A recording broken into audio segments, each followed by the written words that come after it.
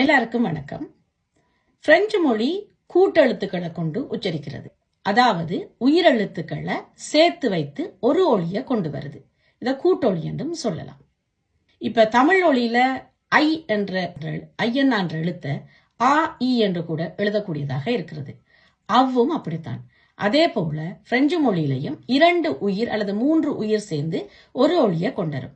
அந்த வகையில பிரெஞ்சு மொழியில ஓ இ என்ற 2 வொயல்களும் அதாவது 2 உயிரெழுத்துகளும் சேர்ந்து வா என்ற சத்தம் வருது. இந்த வா என்ற சத்தத்தை எப்படி உச்சரிக்கணும்னு பாப்போமா? பே ஓ இ எஸ் புவா, பலகை அல்லது தோப்பு, மரங்கள் நிறைந்த தோப்பு. தே ஓ இ ஜே தே துவா, விரல். இதுல ஒரு எஸ் சேர்த்தீங்கன்னு சொன்னால் துவா, வீரல்கள். சே ஓ இ என் குவாங், குவாண்டால் ஒரு இடம் அல்லது மூளை, ஒரு இடத்துல இருக்கிற மூளை பகுதி. ஜி ஓ இ ஜுவா, மகிழ்ச்சி. எல் ஓ இ லுவா, சட்டம். எம் ஓ இ முவா, நான்.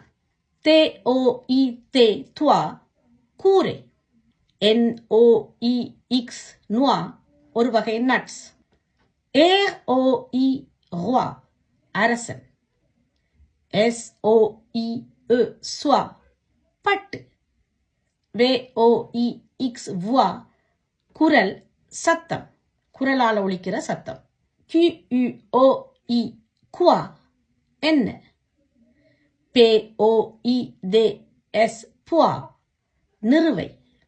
இப்படியாக ஓ இ என்ற சத்தம் வரும் பொழுது உவா என்று உச்சரிக்கணும். இன்றிலிருந்து அந்த உச்சரிப்பை சரியா கவனிச்சுக் கொள்ளுங்க. வணக்கம்.